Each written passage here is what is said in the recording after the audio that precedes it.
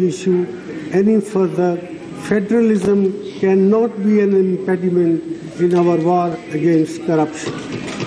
Madam, I believe that the CBI should function independently of the Lokpal.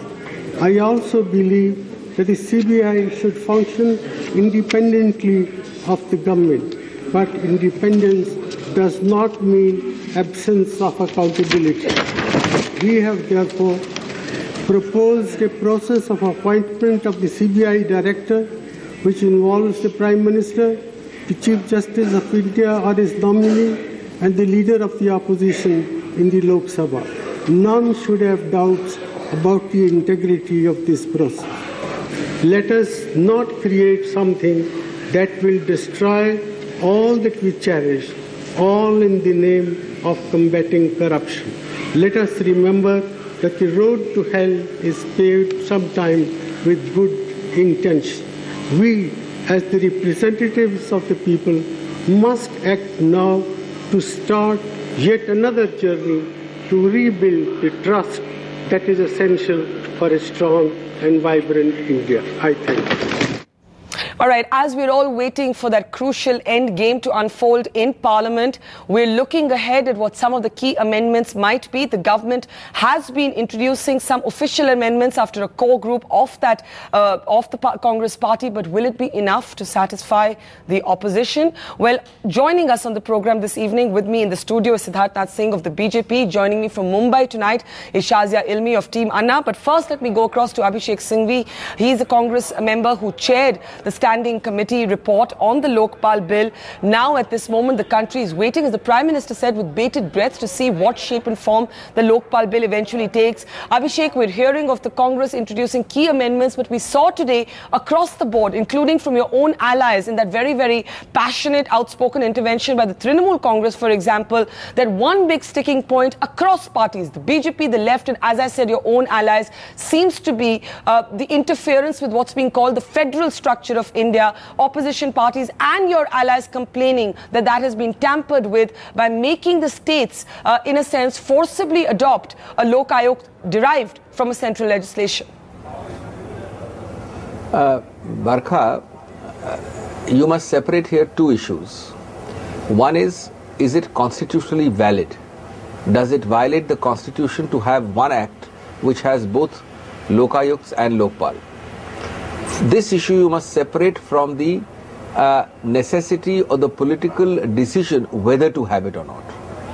Now, I must tell you that the Standing Committee addressed this constitutional validity issue, and it opined and gave 6 reasons, most of which were repeated today in the House from the Treasury benches, as to why it would be totally constitutionally valid if the political class chose to have it. The reasons I don't want to go into technical, because 253 article of the Constitution permits Parliament to do such things for the states when it is an implementation of a treaty which is a national obligation along with being an international obligation. It also gives 4 other reasons. 3 entries of the concurrent list, entry 1, entry 2 and entry 11A. And Article 51A, which obliges us to have respect for international treaties. Okay. So it proves beyond any manner of doubt, and the debate today also proved, that there is absolutely nothing unconstitutional if Parliament chose to have a common act for both the Lokpal and the Lok Ayogs. Indeed, when the Government of India ratified the Treaty on Human Rights, we enacted an act, the National Human Rights Commission Act, which did exactly the same thing, a NHRC at the centre and the state HRCs at the states. But now comes the interesting question. Yeah. About the amendments, it is a political decision. It's entirely possible that since it is the Congress which is the keenest to get through an effective, strong Lokpal anti-corruption bill, it may make political concessions to get on board a majority to pass the bill in the Lok Sabha. But that's not the legality or the constitutionality. But Abhishek Singhvi, isn't it odd that the Prime Minister, no less, but the Prime Minister says, and I quote, that federalism or the argument around federalism should not become an impediment to the battle against corruption, and then you had the government buckling under pressure to amend this particular proviso, which is what we're hearing at this moment. So why defend it so passionately then? I don't agree, Barkha, with the buckling under pressure phrase at all. It is in fact if it happens, and I'm not saying it is happening, I'm not sure it will happen, it will be known tomorrow. If it happens, it will be nothing except being magnanimous, because it is we who want to pass a strong bill. As you know, the Lokayukt in the same bill is a severable, separate chapter, and it can be dropped if the wisdom of the House so mandates. But it's very interesting that here you have the major opposition party, which has publicly proclaimed on Jantar Mantar that it wants to support elements of the Anna agitation, whose president is written to Mr. Anna Hazare, being prepared to march under the leadership, and that party is opposing a very key demand of Team Anna. There's a huge contradiction out there. One of the earlier non-negotiable demands of Team Anna was that you must have a common Lokayukt and Lokpal bill. In the evidence and in the statements in writing, they said that uniformity of standards is extremely important. Okay. Now today, or tomorrow, what the House does, it's a property of the House. Obviously, one way would be to say, look, we've tried our best. If you don't want to pass it, to hell with it. That's not the approach of the government. It's trying to get people on board. But there's only so much and no more. So within reasonable limits, yes. Abhishek Singhvi, the numbers don't stack up well for the government if you look at the constitutional amendment bill being brought in first. There is also some huge debate over whether the government can actually bring in a vote on the Lokpal bill without, in a sense, bringing in the constitutional amendment, which is really the empowering legislation, in on a vote first. Will the government shy away from a vote on the constitutional amendment this evening? Let me make it clear, the way these things are designed is that in the ultimate analysis, they are two separate things and they can be standalone things. There is no necessity that the Lokpal bill must fail unless and until a constitutional amendment is passed. That's point one. But more important, that's all technicality, more important, this is a basic principle, Barkha. It is the obligation of a self-respecting government which is sincere in its fight against corruption to bring a bill, and we've done it over 9 months or a year of negotiations, and you know the sequence. It is not the obligation or in any manner the power of any government to guarantee its passage. If somebody tomorrow gets up and says, we keep on using rhetoric that we want a strong Lokpal, we want a strong Lokpal, we want an effective Lokpal. Isn't the onus on the government to have it passed? But we shall not. Isn't the onus on the government to have it passed? Isn't the onus on the government to have it passed? The Prime Minister said he'd like to see the passage of the bill. The onus is on the government to create political consensus. No. In the Lok Sabha, the government is confident of passing it, but the numbers are known in other houses, and it is the common objective and obligation of others to pass it as well. Okay. Let me give an example, Barkha. Yeah. Tomorrow, very quickly, if somebody is to get up and say we're all against corruption, we want a strong bill, we want a strong bill, but we will not pass a constitutional amendment which makes it the strongest possible merely because A, B or C introduced it. Merely because you give a good idea, it becomes bad. On the merits, it's not bad. Now, it is for that party which raises their objection and defeats the constitutional amendment bill to explain to the people why it wanted a strong Lokpal in one breath but doesn't want a constitutional status for it. It's a 5-clause or a 4-clause innocuous constitutional amendment. Obviously, a person who shoots it down or a party who shoots it down is politically motivated. That reference is betraying the strength of a Lokpal. That reference is clearly to the BJP. I'll request you, Abhishek Singhvi, to stay on with us. Let's get a sense from Team Anna as well as the BJP how they see today's developments. Siddharth Nath Singh, we heard Sushma Swaraj get up today and say, let's send the bill back to the standing committee. 2-3 mahine aur lag jayenge to aafat nahi aa jayegi. That was her comment. An peculiar position to take for the BJP because the BJP had also said it would like to see the passage of the bill in this session. Certainly, we want the bill to pass, but we want a strong Lokpal to pass. We don't want a Lokpal bill to pass where the principle of federalism has been compromised. We don't want something which is unconstitutional. There is a vulnerability towards it, and that vulnerability is reflecting today, despite what Mr. Abhishek Manu Singhvi But amendments can be moved. No, amendment can be. So fair enough. For example, on the key point of the Lokayukt proviso, we now can virtually confirm to you that the government has accepted an amendment. Fair enough. So we will see, but there are other issues also related to it, like the appointment and removal of Lokpal, the powers of the Lokpal, of appointing their own secretaries or, the director of investigation or prosecution. There are CBI issue, autonomy of the CBI. Then how the government control is still coming on the appointment of inspectors or SPs in the state. So there are many issues for which the amendment needs to be put. Now the government... But respond to what Abhishek Singhvi has raised, that in a sense, if the BJP takes the position that it's going to defeat the constitutional amendment, and the constitutional amendment is not controversial, it only talks about the Lokpal becoming a constitutional body like the Election Commission, then doesn't the BJP take a part of the blame for the delay? Well, we'll see how it goes. It pans out. The debate is yet to be over. It moves into Rajya Sabha, so let's see how it pans out. But I don't think, the intent of the government has been seriously exposed from the debate what we are seeing. One, the way they have brought the Lokpal, it's a weak Lokpal. It is constitutionally vulnerable Lokpal. Now, the government intent is, if it goes through the Lok Sabha, Rajya Sabha, then somebody can challenge the Supreme Court. Their intent has been exposed. So you're suggesting they don't want the bill to be passed? Sorry? You're suggesting they don't want the bill to be passed? They don't want the bill to be passed because they've never been serious. Otherwise, all these things, for example, Section 24 in the Lokpal bill, which is okay, we're getting some breaking news on some of the amendments that the government is planning to bring in. I'd request our entire panel to listen carefully to Sunil Prabhu bringing us that breaking news from Parliament. Sunil, you first broke the news that the government is going to give in on this whole argument around the federal structure being interfered with, although the Prime Minister defended this particular provision, Kapil Sibal defended it, then they were attacked by their own allies, including the Trinamool Congress. What are the amendments that you can confirm to us that the government is going to bring in? Well, Barkha, I can confirm to you that there will be 4 official amendments, but as you rightly said, the Prime Minister, Kapil Sibal, and now even the officials are saying there is no need to amend or make that proviso, but even then, the co-group and the political decision has been taken that they will make certain amendments to the official amendments to that Lokpal bill.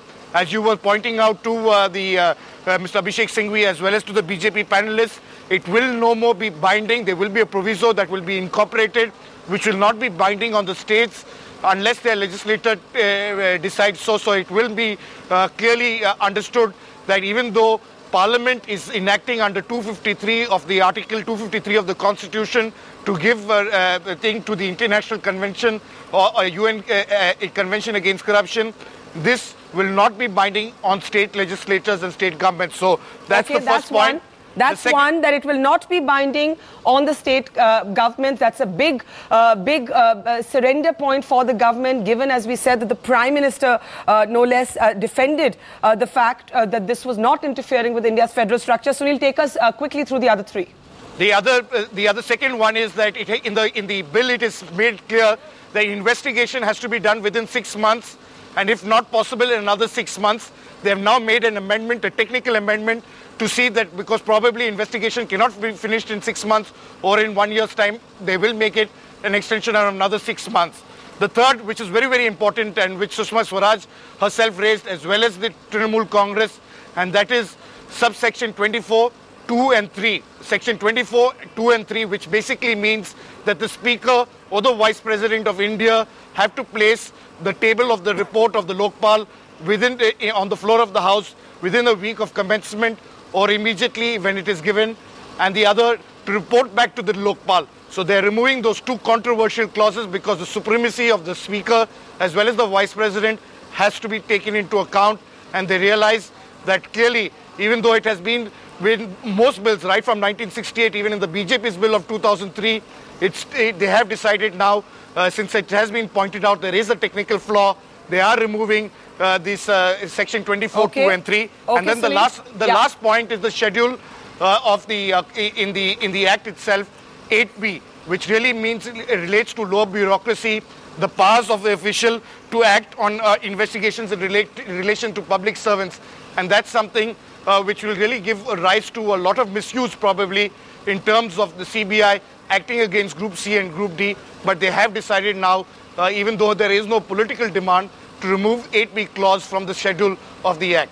Can you explain what the implications of the last point would have been? Because Team Anna, and we're going to cross over to Shazia Ilmi in just a minute, Team Anna has been saying Group C and officers should come directly under the Lokpal. The government bill makes them accountable to the Lokpal via the CVC. Is that changing, Sunil?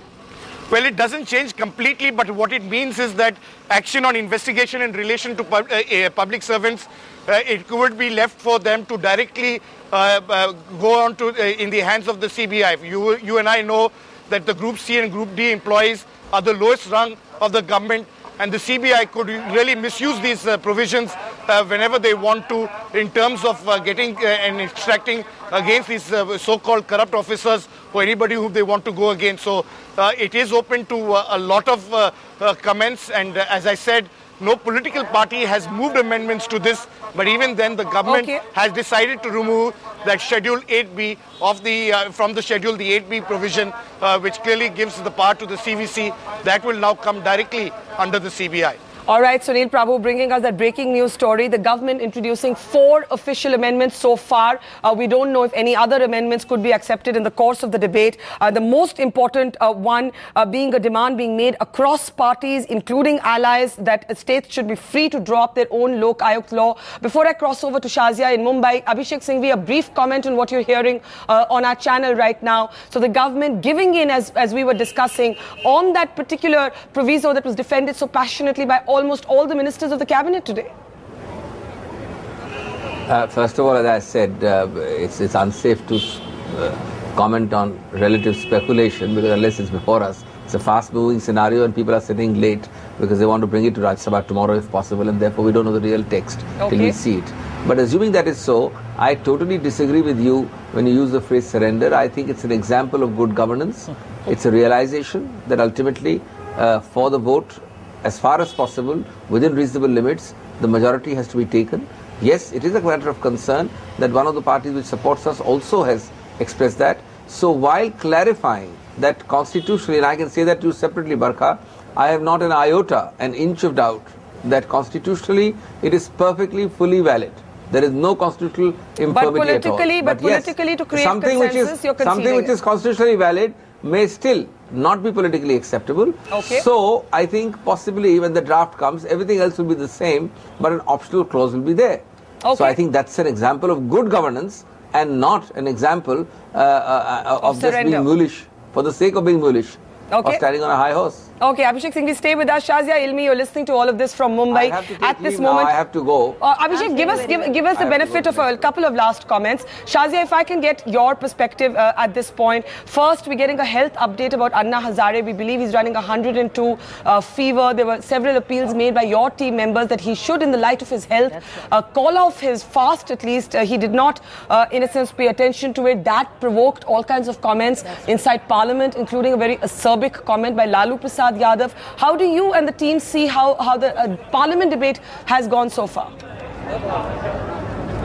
Well, we've seen very little of it, but I would like to just make a few comments on what Abhishek Manu Singhvi said.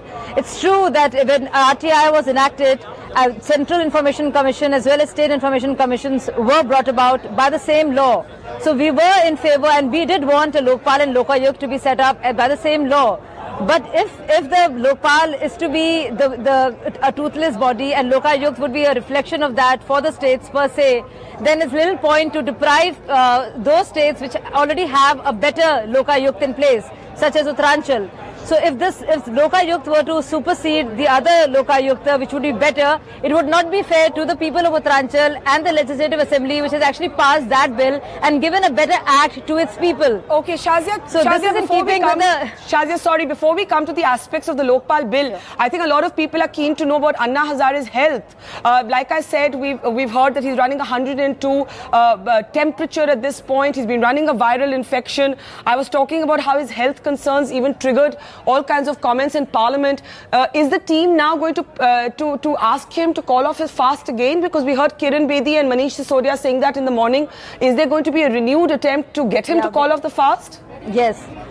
Yes, Barkha, we've been trying to convince Anna, and since morning he indeed has not been very well.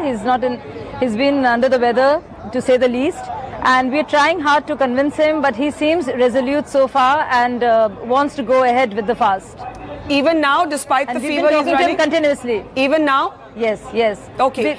And we don't want to talk about it because we don't want this to become a point of debate and people to say all kinds of things, because Anna, in that sense, is a lot of purity, and people make fun of his fasting and his methods. So we don't want to talk about it. But the fact of the matter is that he indeed is not very well, and we have been trying to convince him since morning, and he is pretty resolute, and he doesn't want to, suspend his fast. Shazia, before I come back to you on that, Siddharth, can I get a comment from you on Anna's health? Because today you saw Lalu Prasad Yadav making a joke about it. He said he would set up a Save Anna Health Committee, and a lot of people in Parliament laughed. Now, some people would say this is fair game.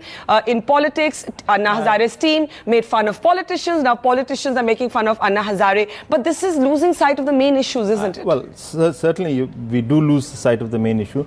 And not only this, what Laluji said today, in this previous also when it was introduced, I think it's in a bad taste. We as politicians need to be careful. We may say that somebody else has done it, but it doesn't give us the right to do the same. So to mock at people.